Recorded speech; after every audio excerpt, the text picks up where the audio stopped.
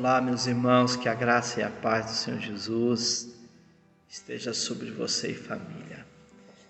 Estava aqui pensando sobre o discipulado.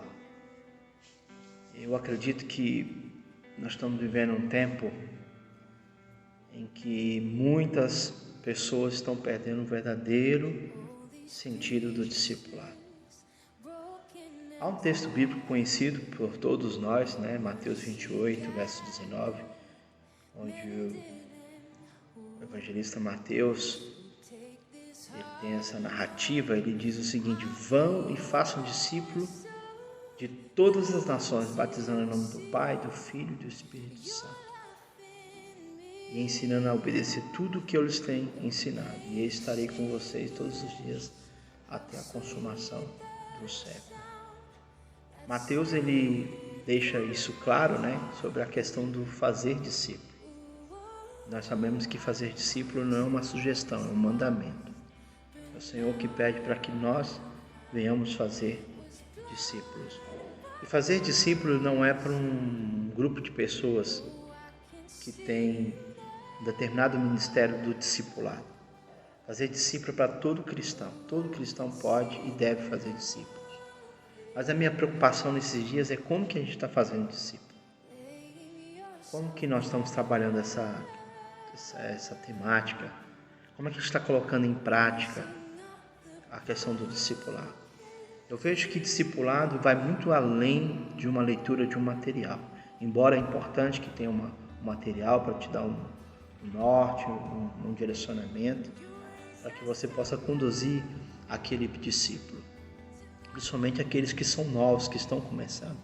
Então, geralmente a gente usa um material para dar um embasamento espiritual para aquele novo convertido.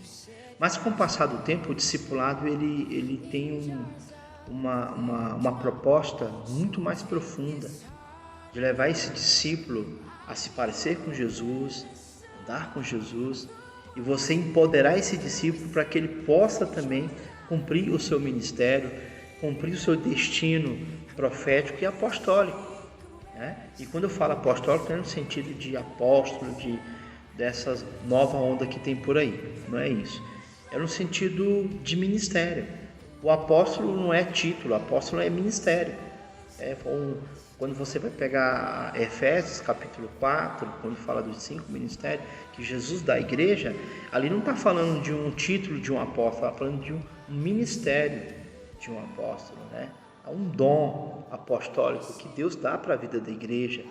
E quando você abre, por exemplo, quando você é uma pessoa que tem a habilidade de abrir pequenos grupos, abrir igreja, isso é um ministério apostólico, Então tem muitas pessoas que vão passar na nossa mão, na questão do discipulado, que vão ter esse ministério.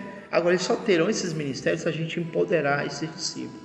Agora, o que me preocupa também, e eu tenho procurado trabalhar muito isso aqui na nossa igreja, para não ter aquele discipulado manipulador. Você não pode olhar para os seus discípulos, para as pessoas que você está discipulando, como objeto, ou como pessoas que estão aqui apenas para produzir, porque a igreja ela não é uma igreja fábrica. A igreja também ela não pode ser uma igreja fantasia, A igreja fábrica dá ideia de resultados, rápidos. Fantasias também tem essa ideia do imediato, mas nós somos uma igreja família. Então, se a igreja é uma igreja família, é uma igreja de pais e filhos. E se eu me considero pai de alguém, pai espiritual, eu tenho que olhar para aquele discípulo como filho, não como um escravo, não como uma pessoa que está aqui só para fazer o que eu mando, Essa não é a ideia. Infelizmente, muitos discipulados doentios têm acontecido em muitos contextos. A gente ora muito, trabalha muito, a gente procura trabalhar bastante mesmo essa questão para não cairmos nesse erro. Discipulado também não é uma coisa de você manipular e você também, discipulado, ficar sentindo peso, porque se a pessoa não correspondeu, não cresceu e você se sente culpado. Não, eu tenho muita tranquilidade quanto ao discipulado. O discipulado é você mostrar um caminho. O discipulador não resolve a vida de ninguém.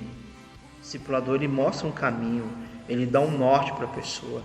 passa uma orientação, cabe a pessoa aceitar ou não, né? E discipulado é para isso. Discipulado é um relacionamento de pai e filho, é um relacionamento de amor. Já pensou um pai que fica só forçando o filho a fazer alguma coisa, a base de forçar ou de querer espancar um filho? Imaginou como é que não fica uma casa, uma família de pais que subjugam os seus filhos, que maltrata, que faz ameaça? Então isso é um ambiente horrível, hostil. Isso não pode acontecer na vida da igreja, né?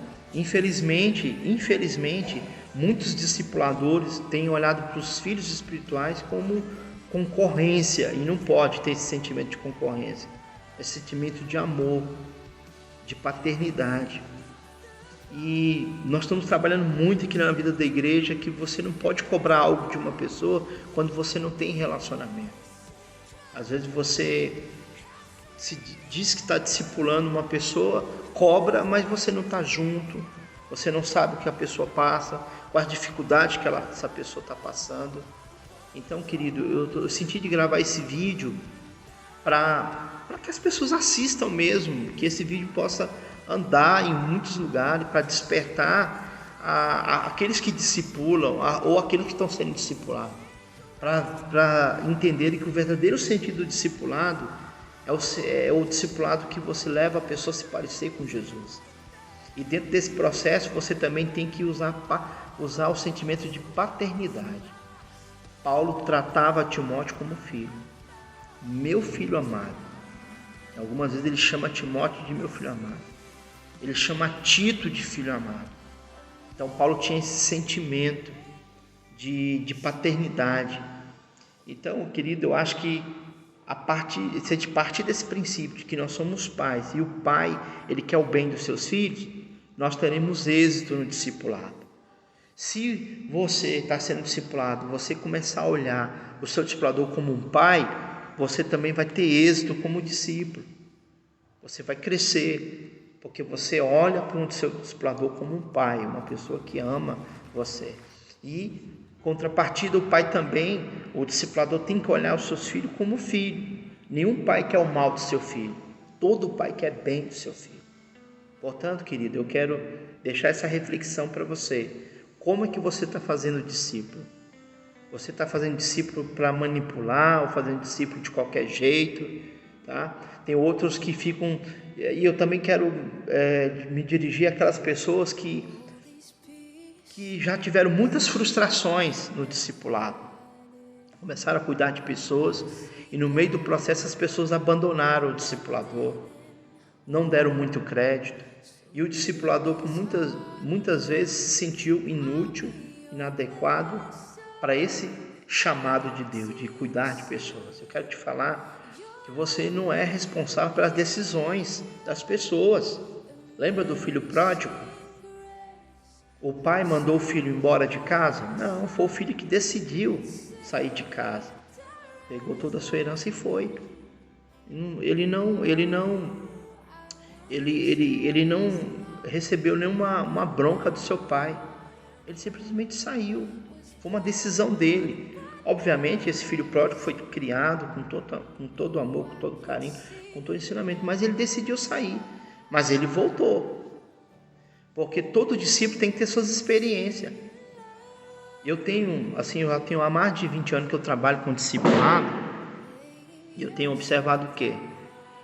Que quando você discipula uma pessoa, que cada pessoa tem um nível de compreensão do cuidado que você tem com ela.